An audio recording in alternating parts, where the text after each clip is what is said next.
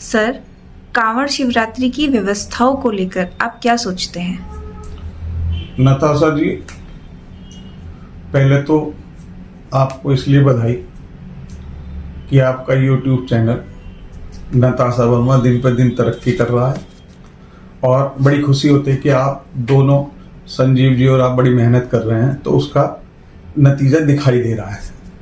लोग उसे पसंद भी कर रहे हैं और यही कारण है कि तुम्हारे लाइक, सब्सक्राइबर सब बढ़ रहे हैं। सर धन्यवाद। हाँ, भविष्य में और व्यवस्था भी बढ़ेगी, लेकिन धैर्य और आत्मसम्मान कायम रखना बड़ा जरूरी है, जो आप दोनों लोग पूरी तौर पर लबालब होश हैं।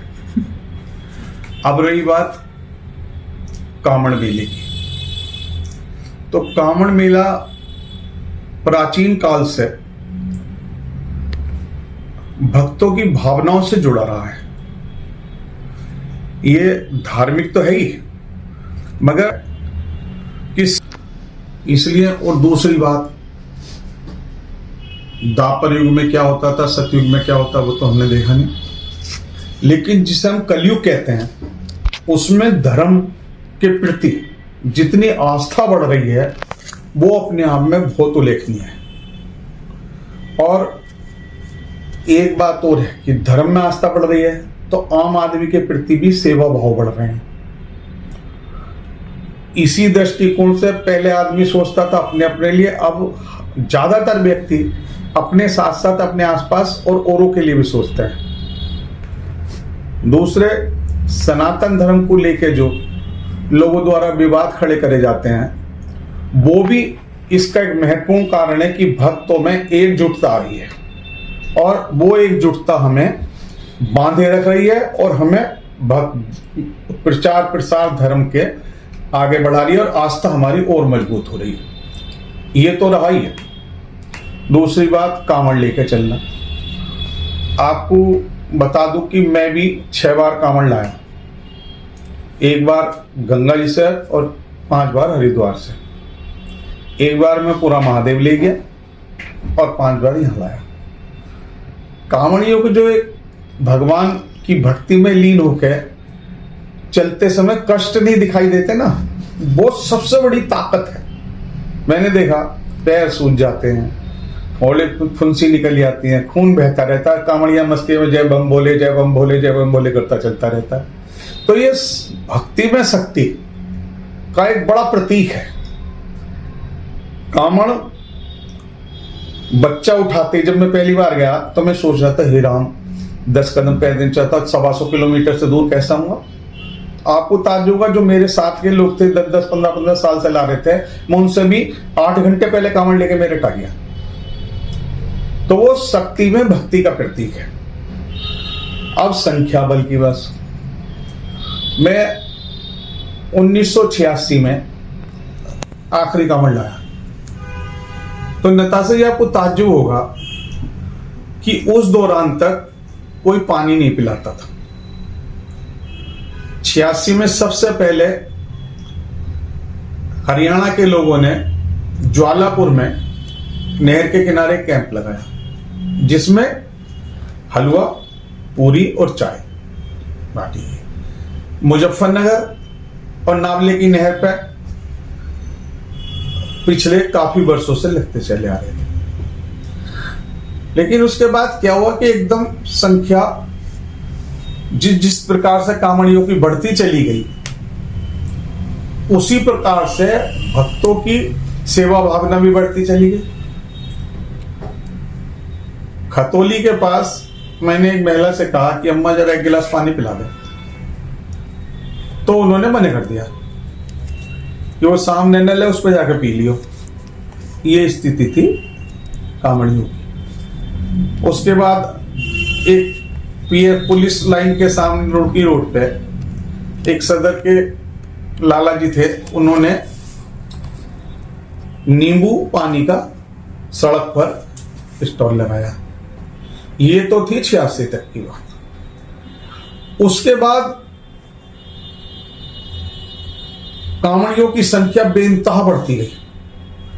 उसके पीछे कई कारण, एक तो जो भक्तों द्वारा जगह जगह स्टॉल लगाए जाते हैं, पहले तो कभी एक आध कैंप दिखाई देता था, अब तो आप हरिद्वार से चलिए और जहां तक आपको जाना कोई ना कोई किसी ना किसी चीज का सेवा कैंप लगाए बैठा।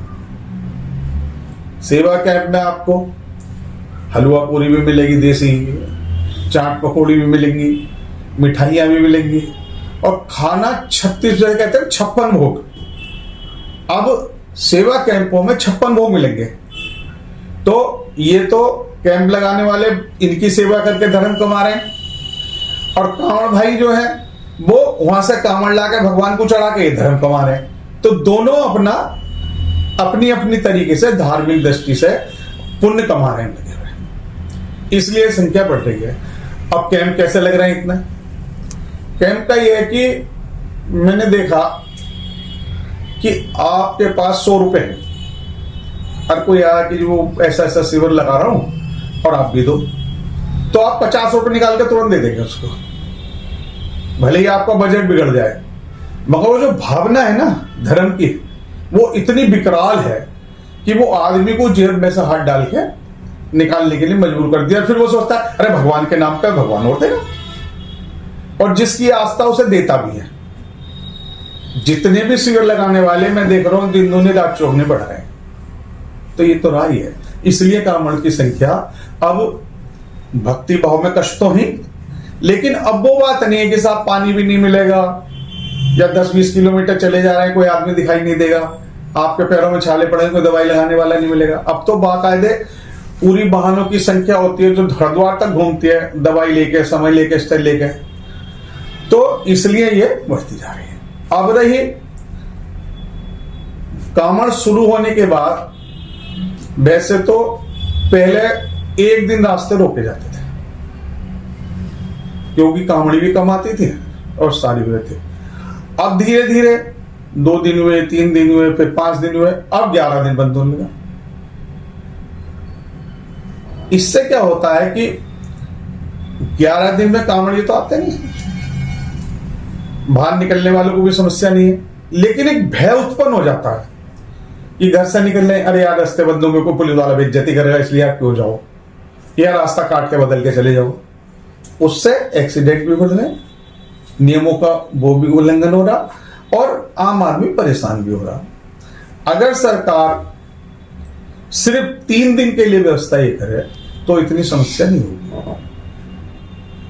उद्योगपति के काम बर्बाद हो रहे हैं, इस कांवड़ के मेले के दौरान अरबों रुपए का नुकसान होगा कांवड़ रास्तों वाले जिलों में। इससे भी बड़ी बात, कोई किसी के बर्तन मांज रहा है, कोई किसी के कपड़े धो रहा, कोई किसी खाना बना रहा और रह रहा बहुत दूर है, तो वो अपने यहां से निकलकर अपने काम वाले स्थान तक नहीं पहुंच पा रहा, तो उसका क्या है 10 दिन तक तनख्वाह कटेगी।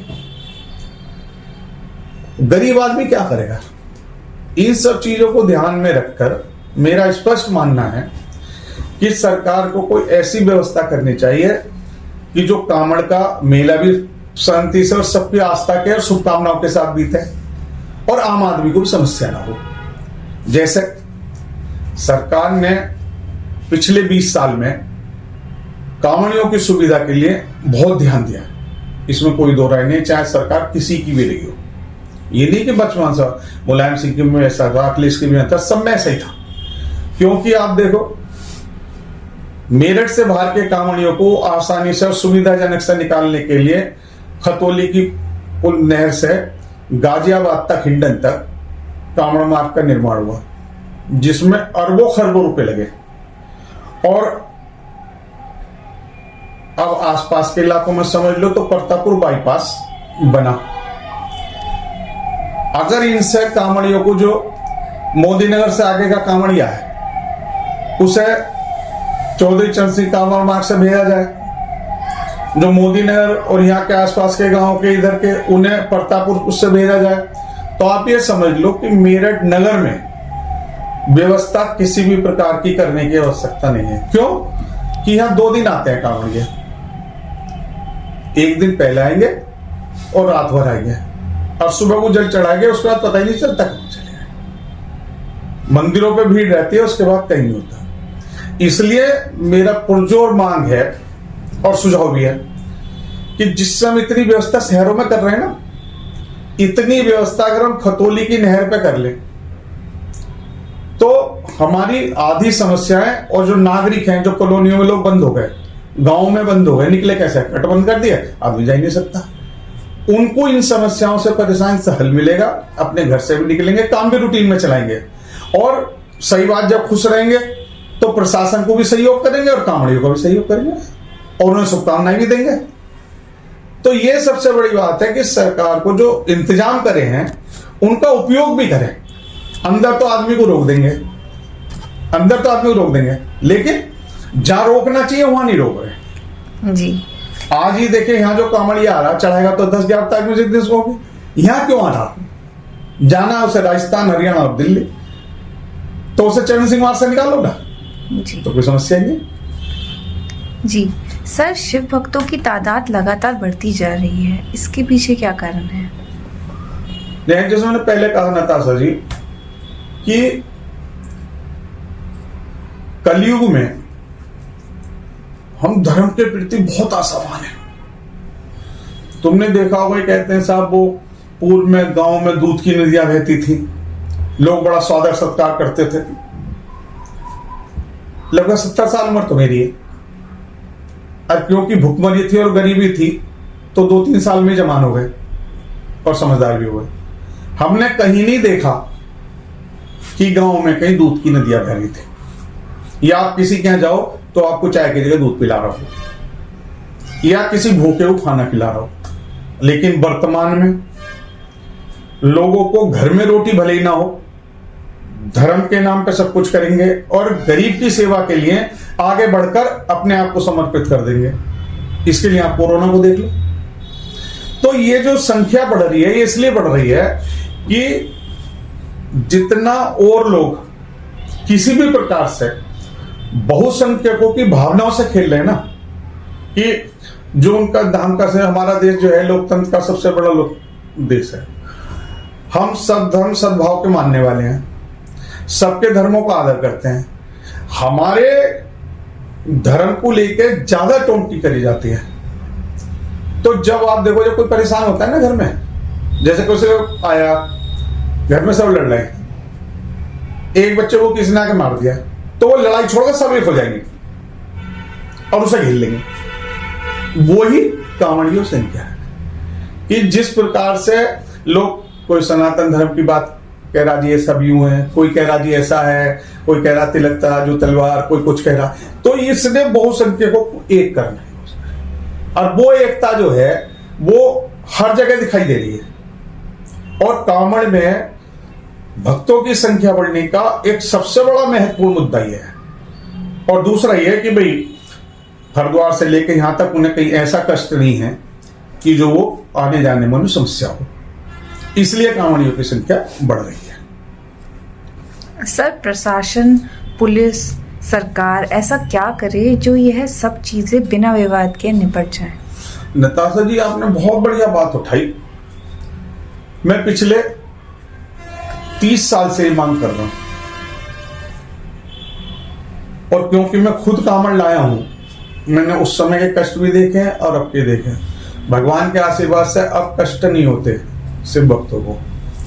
पैरों में छाले पड़ेंगे तो सब जगह दवाई भी है, गर्म पानी भी नहाने के लिए दे रहे हैं। एक प्रकार से ऐसी खातिर होती है कि एक शब्द बहुत अच्छा है, जैसे ससुराल में दामादी। आदमी अंधभक्त होकर सेवा कर रहा है तो वो कष्ट तो नहीं हो रहे। मगर सरकार को, जो तुमने विषय कहा, उसमें मैं हमेशा मांग करता रहा हूं कि सरकार को कई काम तो करे। सरकार ने नए नए कांवड़ मार्ग बना दिए, जैसे मैंने कहा चौधरी चरण सिंह, हर जगह बाईपास बन गए, तो वो भी एक अच्छी वो है कि अगर आप बाईपास से निकालेंगे तो भीड़ नहीं बढ़ेगी। मगर सरकार, अगर आप देखिए, आप किसी दफ्तर में जाइए, बाबू या अफसर की ड्यूटी भी नहीं होगी ना, तो वो बताएगा नीचे वाले कि साहब वो कांवड़ की उसमें निरीक्षण में गए। तो भाई आम आदमी क्या करे? जिसकी ड्यूटी है वो भी जिसकी ड्यूटी है नहीं, घर पर बैठ के अंदर पर चाय पी रहा, कह देगा सब कांवड़ की मीटिंग में बैठे हैं। तो इस सब से निपटने के आम आदमी को समस्या भी ना हो और व्यवस्था भी, सरकार को कांवड़ विकास प्राधिकरण बनाना चाहिए। कांवड़ सर, ये है तो समय की मांग है।